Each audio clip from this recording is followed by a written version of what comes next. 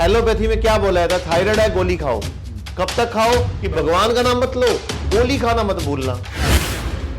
Allopathy में कोई एक बीमारी का इलाज है? मैं इलाज पूछ रहा हूं। किडनी अगर ब्लड प्रेशर है तो क्या बोलते हैं? गोली खाओ। कब तक खाओ? जिंदगी भर खाओ। क्या ठीक होगा? नहीं, मेंटेन होगा। शुगर है, गोली खाओ। कब तक खाओ? जिंदगी भर खाओ। क्या ठीक होगी? नहीं, मेंटेन होगा। तो ये तो एलोपैथी है। मैं एलोपैथी वालों से ही पूछना चाहता हूं, आपका जो एलोपैथी का जनक है हिप्पोक्रेट्स, उसने क्या बोला था? तुम मुझे बुखार दो, मैं तुम्हें हर बीमारी का इलाज दूंगा। यानी कि बुखार को उसने बीमारियों का इलाज बताया था, तो उसको उतार क्यों रही हो? वो तो अच्छा है। आप अभी मेरे पास हिम्स चंडीगढ़ हॉस्पिटल में बैठे हो, मैं आपको यहां पेशेंट मिलवाने को तैयार हूं जिन्होंने वैक्सीन लगवाई, किडनी फेल हो गई, वैक्सीन लगवाई, लीवर फेल हो गया। आपको कितने पेशेंट मिलने में उतने मिलवा सकता हूं। तो एलोपैथी में बीमारी को ठीक नहीं किया जाता, दबाया जाता है। आयुर्वेद में बीमारी की जड़ पे काम किया जाता है, वो ठीक हो जाता है।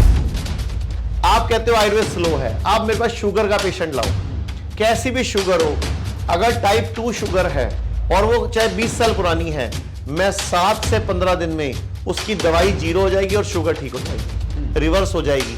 क्योंकि ठीक बोलूंगा तो 1940 का मैजिक रेमेडी एक्ट लग जाएगा, तो इसलिए रिवर्स हो जाएगी।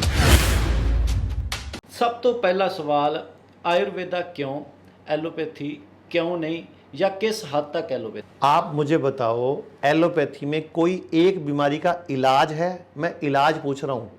किडनी अगर ब्लड प्रेशर है तो क्या बोलते हैं? गोली खाओ। कब तक खाओ? जिंदगी भर खाओ। क्या ठीक होगा? नहीं, मेंटेन होगा। शुगर है, गोली खाओ। कब तक खाओ? जिंदगी भर खाओ। क्या ठीक होगी? नहीं, मेंटेन होगा। तो ये तो एलोपैथी है। फिर आप कह रहे हो आयुर्वेदा क्यों? आयुर्वेदा में बीपी हो, शुगर हो, जोड़ों का दर्द हो, लीवर खराब हो, किडनी फेल हो, बीमारी की जड़ पे काम होता है, कारण खत्म किया जाता है।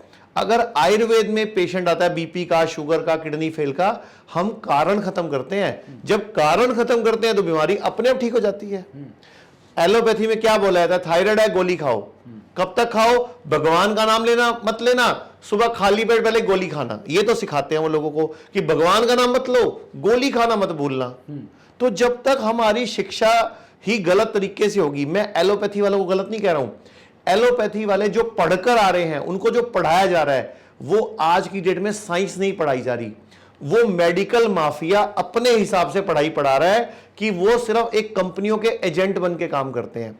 बुखार हो गया, गोली खाओ, यही बोलते हैं वो। बुखार में कौन सी गोली चलती है? पैरासीटामोल या डोलो। मैं एलोपैथी वालों से ही पूछना चाहता हूं, आपका जो एलोपैथी का जनक है हिप्पोक्रेट्स, उसने क्या बोला था? तुम मुझे बुखार दो, मैं तुम्हें हर बीमारी का इलाज दूंगा। यानी कि बुखार को उसने बीमारियों का इलाज बताया था, तो उसको उतार क्यों रही हो? वो तो अच्छा है। आयुर्वेद कहता है फुंसी, उल्टी, दस्त, जुकाम और बुखार ये मित्र हैं। यानी कि बुखार चढ़ता है तो आपकी बॉडी अपने गंदे पित्त को फूंक लेती है, तो बीमारी ठीक हो जाती है और हम बुखार को उतारने की गोली खाते हैं। आप अभी मेरे पास हिम्स चंडीगढ़ हॉस्पिटल में बैठे हो, मैं आपको यहां पेशेंट मिलवाने को तैयार हूं जिन्होंने वैक्सीन लगवाई, किडनी फेल हो गई, वैक्सीन लगवाई, लीवर फेल हो गया। आपको कितने पेशेंट मिलने में उतने मिलवा सकता हूं। तो एलोपैथी में बीमारी को ठीक नहीं किया जाता, दबाया जाता है। आयुर्वेद में बीमारी की जड़ पे काम किया जाता है, वो ठीक हो जाती है। कई बार अक्सर ये सवाल किया जाता है भी आयुर्वेद बहुत स्लो है, साडा पेशेंट होर क्रिटिकल हो सकता, या लोग इन्ना पेशेंस भी नहीं रखते। कई बार जल्दबाजी के उन्होंने होंदा कहा जाता भी आयुर्वेद के रिजल्ट तो आ नहीं रहे, असीं एलोपैथी लेने गोली का असर लेने तो असर दिखता है। इस चीज़ का जवाब तो एक जवाब खर्चे नूं लैके वड्डा सवाल है कि ICU वड्डे वड्डे हॉस्पिटल के जोड़े अदारे ने उन्होंने खर्चा बहुत होंदा है। थोड़े इत्थे हीम्स हॉस्पिटल के असीं बैठे हाँ, जो कि पहला इंटैग्रेटेड हॉस्पिटल है। दस दिए दर्शकों को कि इत्थे आयुर्वेद के नाल नैचुरोपैथी ते नाल एलोपैथी का भी वरतों की जा रही है। तो की खर्चा है कि बाकी हॉस्पिटलों जिन्ना ही महंगा एलोपैथी जिन्ना ही महंगा है, नाले तुसी तिन्नां दा मिश्रण किवें कर रहे हो? एलोपैथी की वरतों भी तो तुसी कर रहे हो, वो किवें कर रहे हो? देखो, पहली गल तां साडे हॉस्पिटल का नाम है हिम्स, HIIMS। हिम्स मतलब है hospital and institute of integrated medical sciences. इत्थे आयुर्वेदा, नैचुरोपैथी, होम्योपैथी, पंचकर्मा ते एलोपैथी सब इकट्ठे एक छाते थल्ले है। ਐਲੋਪੈਥੀ ਦਾ ਸਿਰਫ ਅਸੀਂ ਡਾਇਗਨੋਸਿਸ ਯੂਜ਼ ਕਰਦੇ ਹਾਂ, ਮਤਲਬ ਉਹਨਾਂ ਦੇ ਟੈਸਟਿੰਗ ਰਿਪੋਰਟਸ। ਅਦਰਵਾਈਜ਼ ਐਲੋਪੈਥੀ ਦੀ ਦਵਾਈ ਤੇ ਗਲੂਕੋਜ਼ ਦੀ ਬੋਤਲਾਂ, ਸਲਾਈਨ ਵਾਟਰ ਬੋਤਲਾਂ ਅਸੀਂ ਨਹੀਂ ਯੂਜ਼ ਕਰਦੇ। ਅਸੀਂ ਆਯੁਰਵੇਦਾ ਨਾਲ, ਨੈਚੁਰੋਪੈਥੀ ਨਾਲ ਤੇ ਪ੍ਰਕਿਰਤੀ ਦੇ ਪੰਚੋ ਤੱਤਾਂ ਨੂੰ ਬੈਲੈਂਸ ਕਰਕੇ ਲੋਕਾਂ ਨੂੰ ਠੀਕ ਕਰਦੇ ਹਾਂ। ਰੋਜ਼ ਸਾਡੀ ਸਵੇਰ ਸ਼ੁਰੂ ਹੁੰਦੀ ਹੈ 6 ਵਜੇ ਯੋਗਾ ਕਲਾਸ ਤੋਂ। ਨੰਗੇ ਪਾँव ਲੋਕਾਂ ਨੂੰ ਘਾਸ ਤੇ ਘੁਮਾਇਆ ਜਾਂਦਾ ਹੈ, ਉਹਨਾਂ ਨੂੰ घास ਤੇ लेटन वास्ते बोला जाता है। आप बताओ धरती को क्या बोलते हैं? हमारे आयुर्वेद में पूर्वज हमारे धरती को क्या बोलते थे? पृथ्वी। धरती को माँ बोलते थे। माँ की गोद में लेटने से फायदा होता है, नुकसान होता है? माँ की गोद में लेट के आपको आराम मिलता था, शांति मिलती थी, सुकून मिलता था। तो धरती माँ है, हम माँ की गोद में लेटाते हैं। पेशेंट को नंगे पाँव घूमने को बोलते हैं, बॉडी को एनर्जी मिलती है। आपने बोला आयुर्वेद का इलाज स्लो है। मैं पूछता हूं एक सवाल आपसे भी और दर्शकों से भी, किडनी फेल दुनिया में इससे बड़ी तो बीमारी नहीं है कोई। किडनी फेल सबसे खतरनाक बीमारी है। जिसकी किडनी फेल होती है ना, उसकी जिंदगी फेल हो जाती है। क्यों? क्योंकि किडनी फेल में मॉडर्न चिकित्सा पद्धति में जो कि 100 करोड़ बड़े डॉक्टर्स डायलिसिस बताते हैं और डायलिसिस के बाद ट्रांसप्लांट बताते हैं। ये मेरे हाथ में एक रिपोर्ट है, ये नाम है कुशल तिवारी, ये पहले की रिपोर्ट है। इनकी किडनी काम ही नहीं कर रही थी, 0.5%, यानी कि किडनी जीरो। 0.5 मतलब जीरो ही हो गया ना, एक से भी कम इनका जीएफआर था। यानी कि एक किडनी 1 मिनट में 1 ml खून साफ कर पा रही थी। ये रिपोर्ट है, आप स्क्रीन को क्लोज करके दिखा सकते हो। ये नीचे लिखा हुआ है जीएफआर, ये इनकी पूरा टोटल भी लगा हुआ है जीएफआर का, ये देखो 0.391, यानी कि एक से भी तीसरा हिस्सा किडनी काम कर रही थी। अब ये रिपोर्ट है, कौन सी डेट की है ये भी चेक कर लो आप, 12 जनवरी 2022, इसी साल की 12 जनवरी। और कुशल तिवारी नाम है, उम्र है 24 साल। अब इनकी सेकंड रिपोर्ट आई है 18 अप्रैल को, यानी कि कितने महीने बाद? 3 महीने बाद। ये रिपोर्ट देखकर सबको चौंकना चाहिए। 3 महीने बाद वही किडनी जो 0.3 कार्य कर रही थी, आज वो कर रही है 9% काम कर रही है। यानी कि 1 मिनट में जो 0 ml कर रही थी, 0.3 ml कर रही थी, वो 9.5 ml करने लग गई 3 महीने में सिर्फ। जिस एलोपैथी में किडनी का इलाज ही नहीं है, वहां मैंने 0.5 से भी नीचे को 9 पे ले आया हूं 3 महीने में। ये क्या आयुर्वेद का चमत्कार नहीं है? इस व्यक्ति का डायलिसिस बंद हो गया, ये डायलिसिस पे था, इसके हफ्ते में 2 डायलिसिस हो रहे थे और अब 1 भी नहीं हो रहा। ये है आयुर्वेद का चमत्कार। लेकिन अभी आयुर्वेद स्लो है। आप कहते हो आयुर्वेद स्लो है, आप मेरे पास शुगर का पेशेंट लाओ, कैसी भी शुगर हो, अगर टाइप 2 शुगर है और वो चाहे 20 साल पुरानी है, मैं 7 से 15 दिन में उसकी दवाई 0 हो जाएगी और शुगर ठीक हो जाएगी, रिवर्स हो जाएगी। क्योंकि ठीक बोलूंगा तो 1940 का मैजिक रेमेडी एक्ट लग जाएगा, तो इसलिए रिवर्स हो जाएगी। हमने नहीं बोला किडनी ठीक हो जाएगी, किडनी रिवर्स हो जाएगी। आयुर्वेद में हमारे ना देश में कानून है, अंग्रेजों का बनाया हुआ 1940 मैजिक रेमेडी एक्ट। आप दुनिया को बोल ही नहीं सकते आप ठीक कर सकते हो, हम क्या कर सकते हैं? रिवर्स कर सकते हैं। तो चलो रिवर्स सही, पेशेंट ठीक होना चाहिए।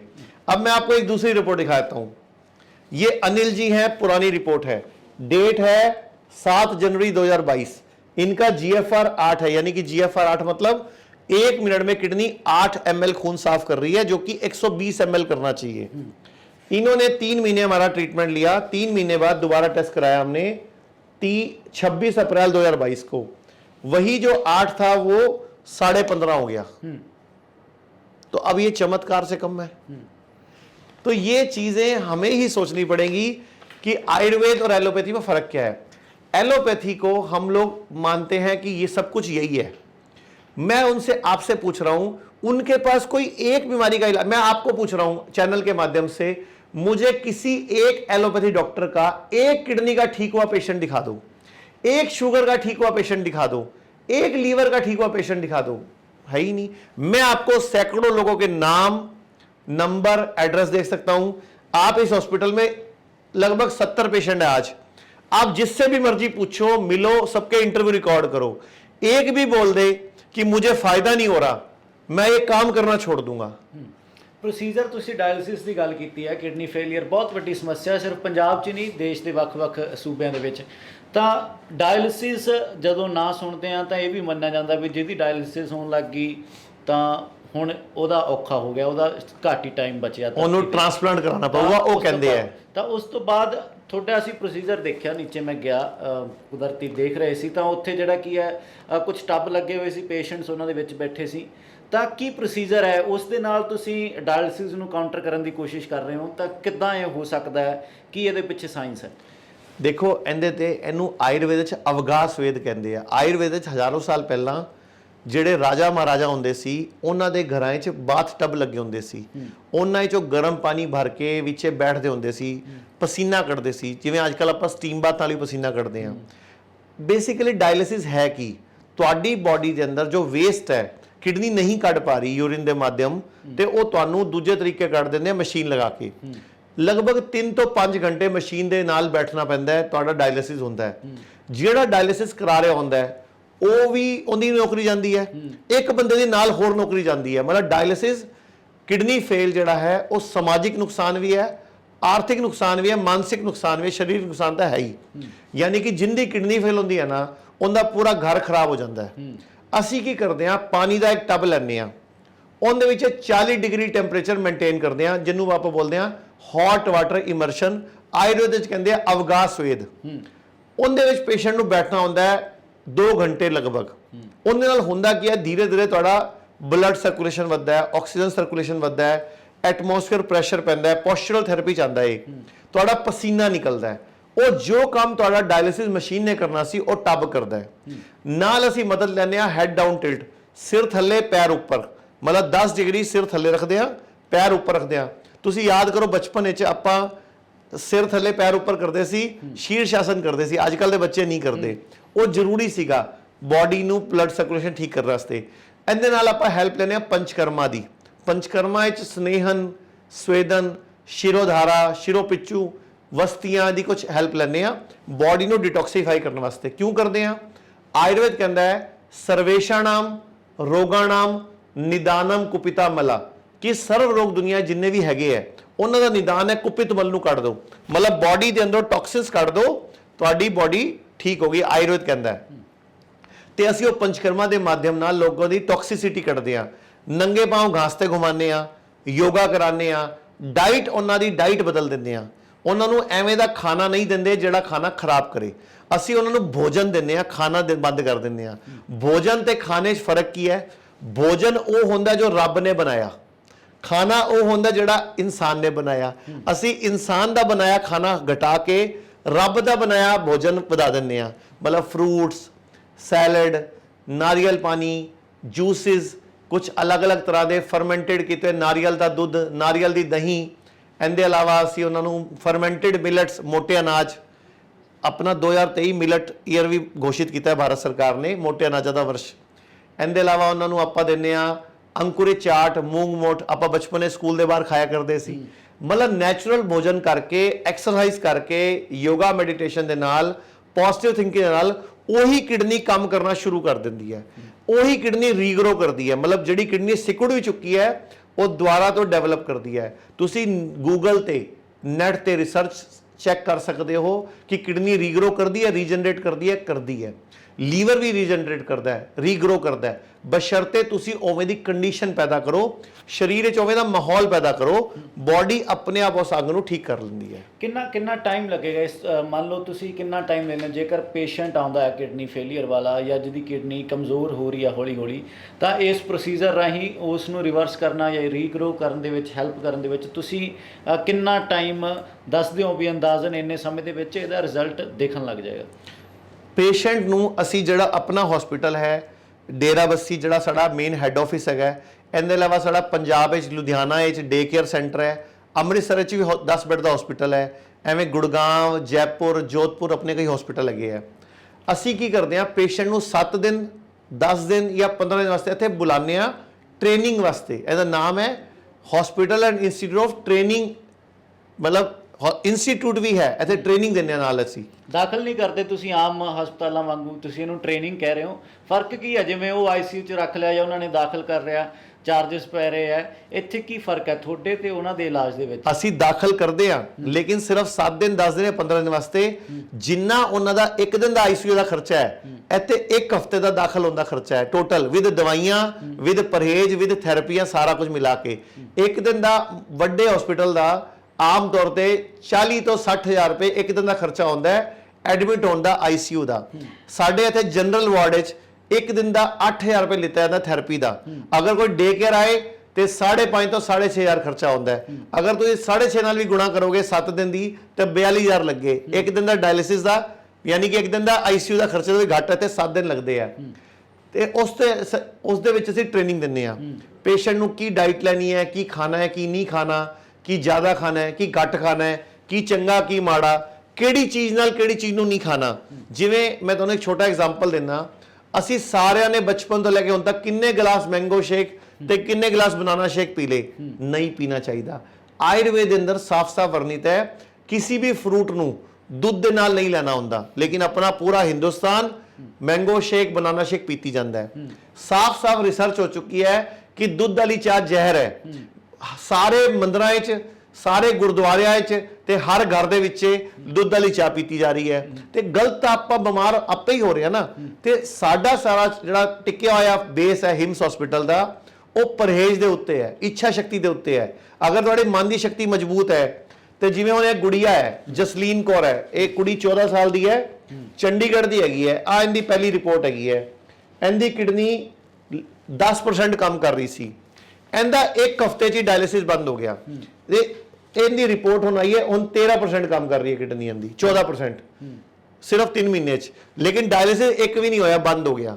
ਹੁਣ ਸਿਰਫ ਖਾਣ ਪਾਣ ਨਾਲ ਬਿਨਾਂ ਡਾਇਲਿਸਿਸ ਤੋਂ ਇਹ ਕੁੜੀ ਨੂੰ ਅੱਜ ਇੱਥੋਂ ਗਏ ਹੋਏ, ਇਹ ਕੁੜੀ ਆਈ ਸੀ ਆਪਣੇ ਕੋਲ ਨਵੰਬਰ 2021 ਵਿੱਚ, ਆਪ ਤੇ ਡੇਟ ਪੜ੍ਹ ਲਓ, ਜਸਲੀਨ ਨਾਮ ਹੈ, 14 ਸਾਲ ਦੀ ਕੁੜੀ ਹੈ, ਨਵੰਬਰ 'ਚ ਆਈ ਸੀ। ਹੁਣ ਆਪਾਂ ਜੁਲਾਈ 'ਚ, ਅੱਜ 2 ਜੁਲਾਈ ਹੋ ਗਿਆ, ਯਾਨੀ ਕਿ 8 ਮਹੀਨੇ ਹੋ ਗਏ ਇਸ ਕੁੜੀ ਦਾ ਡਾਇਲਿਸਿਸ ਬੰਦ ਹੋ ਚੁੱਕਾ ਹੈ, ਜਿਹੜੀ ਹਫਤੇ 2 ਦਿਨ ਵਾਰੀ ਕਰਾ ਰਹੀ ਸੀਗੀ, ਜਿਹਨੂੰ ਡਾਕਟਰ ਨੇ ਟ੍ਰਾਂਸਪਲਾਂਟ ਦੱਸਿਆ ਸੀ।